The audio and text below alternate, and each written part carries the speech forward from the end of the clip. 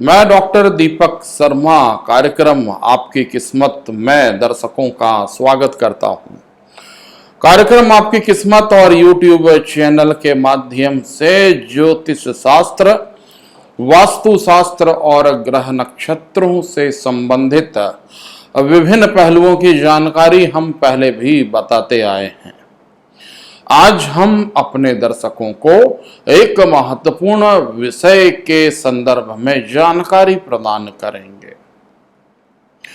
ज्यादातर लोगों की ये जिज्ञासा होती है कि भाग्य और कर्म का क्या संबंध होता है। यदि प्रारब्ध निर्धारित है तो फिर कर्म करने की बात क्यों कही जाती है।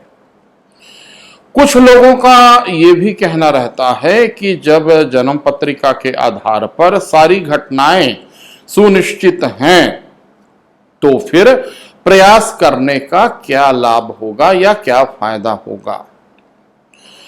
दर्शकों को मैं बतलाना चाहूंगा कि आपके पिछले जन्म के कर्मों के आधार पर आपकी जन्म पत्रिका का निर्माण होता है।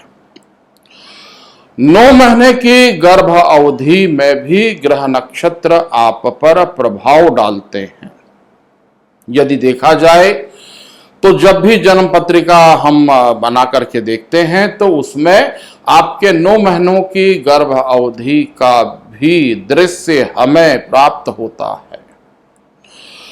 जो पिछले जन्म के कर्म होते हैं उन्हीं कर्मों के आधार पर आत्मा अपने गर्भ का चयन करती है।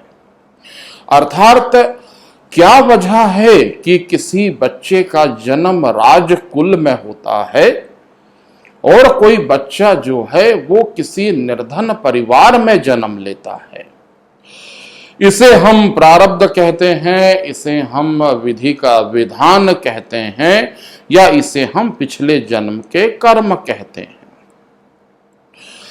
जन्म पत्रिका आपके जीवन का दर्पण होती है। अर्थात जन्म पत्रिका के 12 भाव को देख करके हम आपके जीवन के विभिन्न पहलुओं की जानकारी हासिल कर सकते हैं। जैसे कि विवाह का स्थान, संतान का स्थान, आपके कैरियर का स्थान, आपके भाग्य का स्थान, आपके कर्म का स्थान, ये सारी चीजें आपकी जन्म पत्रिका से पता चलती है। अब ये सुनिर्धारित है कि मनुष्य को कैसी शिक्षा प्राप्त होगी, वो किस विषय का चयन करके किस क्षेत्र में अपने कैरियर का निर्माण करेगा, उस जातक का विवाह कैसा होगा और उस जातक का वैवाहिक जीवन कैसा होगा, इन सारे पहलुओं की जानकारी हमको जन्म पत्रिका देख करके तो हो जाती है। परंतु बात आती है अब कर्मों की, यानी अच्छे कर्म और बुरे कर्मों को करने से फिर क्या फायदा। ज्यादातर लोग ये प्रश्न करते हैं। आपकी जन्म पत्रिका आपके प्रारब्ध का निर्माण करती है, परंतु अच्छे कर्मों से आपके प्रारब्ध में अच्छा परिणाम प्राप्त हो सकता है। उदाहरण के तौर पर यदि किसी व्यक्ति की जन्म पत्रिका बहुत अच्छी है और वो अच्छे कर्म करता है तो उसे और ज्यादा सफलताएं प्राप्त होती है। और यदि किसी व्यक्ति की जन्म पत्रिका तो अच्छी है परंतु वो बुरे कर्म करता है तो उस व्यक्ति के भाग्य में धीरे धीरे गिरावट आ जाती है। कुल मिलाकर के आपके जन्म पत्रिका में जो भी प्रारब्ध है या विधि का विधान है उसे आप अच्छे एवं बुरे कर्मों के माध्यम से या तो बढ़ा सकते हैं या घटा सकते हैं। कई बार यह भी देखा गया है कि जन्म पत्रिका में तो अच्छा योग रहता है, परंतु जब उस व्यक्ति के जीवन की घटनाओं का अवलोकन किया गया तो यह पाया गया कि इतने अच्छे योग होने के बावजूद भी ऐसा व्यक्ति जो है वो कष्ट में क्यों है। और क्यों नित्य वो परेशान हो रहा है, समस्याओं से जूझ रहा है। तो ये देखा गया कि उस व्यक्ति का इस जीवन काल का जो कर्म था वो अच्छा नहीं था। अर्थात उस व्यक्ति को जन्म पत्रिका के माध्यम से तो अच्छे योग प्राप्त हुए, परंतु वह व्यक्ति जो है वो अपने जीवन काल में कुछ भी ऐसा अच्छा नहीं कर पाया जिससे उसके भाग्य में वृद्धि हो सके।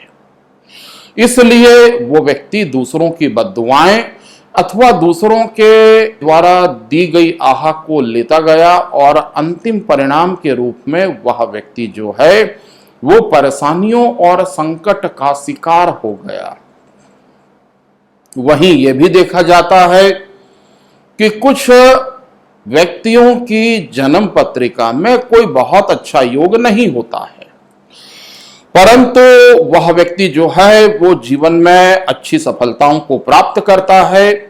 उस व्यक्ति के जीवन की घटनाओं का अवलोकन किया जाए तो वह व्यक्ति जो है वो निरंतर सफलताओं की सीढ़ियों को प्राप्त करता जाता है। जब उस व्यक्ति के द्वारा किए गए कर्मों के बारे में पूछा गया तो उसने ये बताया कि उसने अपने जीवन में सदा अच्छे मार्ग का अनुसरण किया। उसने पूजा पाठ, जप तप, हवन किया, उसने दान पुण्य किया और उसने कभी भी किसी दूसरे व्यक्ति को परेशान नहीं किया। यानी दूसरे व्यक्ति के द्वारा दी गई दुआएं जो हैं वो उस व्यक्ति के भाग्य में वृद्धि करती हैं। कई बार रोगों का भी संबंध दुआ और बद्दुआ से होता है। लोगों की बद्दुआएं जो होती हैं वो मनुष्य को बीमार कर देती हैं, या लोगों की बद्दुआएं व्यक्ति के जीवन के मार्ग में बाधाओं को उत्पन्न करती हैं। वहीं बहुत सारे ऐसे दृष्टांत भी हैं जहां पर लोगों की दुआएं जो है वो मनुष्य को रोगों से मुक्त करती है या उस मनुष्य को जीवन में सफलताओं की ऊंचाइयों पर लेकर के जाती है। दर्शकों को हम ये भी बतलाना चाहेंगे कि मृत्यु के उपरांत आपके स्थूल शरीर जो कि हम देख सकते हैं, इस स्थूल शरीर से आत्मा मुक्त होती है। मृत्यु के उपरांत ये मुक्त होने वाली आत्मा के विषय में ही हमारे हिंदू धर्म में संस्कारों की चर्चा की गई है। 13 दिन तक ये आत्मा आपके घर के आसपास विचरण करती है और 13 दिन उपरांत ये नए योनि को ग्रहण करती है। अब यदि व्यक्ति अपने जीवन काल में अच्छे कर्म करता है तो उस आत्मा को बहुत जल्दी या तो मोक्ष की प्राप्ति हो जाती है अथवा वो आत्मा अच्छे योनि में पुनः जन्म लेती है। यदि वह व्यक्ति अपने जीवन काल में बहुत अच्छे कर्म नहीं किया होता है तो फिर वो आत्मा भटकती रहती है। ऐसी आत्माओं को हम साधारण भाषा में भटकती आत्मा की संज्ञा देते हैं। यह अदृश्य जगत का विषय है जिस विषय में लोगों की जानकारी कम होती है। इसलिए मैं अपने दर्शकों को यह बतलाना चाहूंगा कि आत्मा का अस्तित्व होता है। आत्मा विभिन्न योनियों में विचरण करने के उपरांत मनुष्य के रूप में जन्म लेती है। मनुष्य का जीवन यदि किसी आत्मा को प्राप्त हुआ है तो ये जीवन मनुष्य को मोक्ष की प्राप्ति के लिए प्राप्त हुआ है। यदि आप अच्छे कर्मों का अनुसरण करते हैं तो शायद ये जन्म आपका अंतिम जन्म होगा और इस जन्म के उपरांत आत्मा जन्म मरण के चक्र से मुक्त होकर के मोक्ष को प्राप्त करेगी।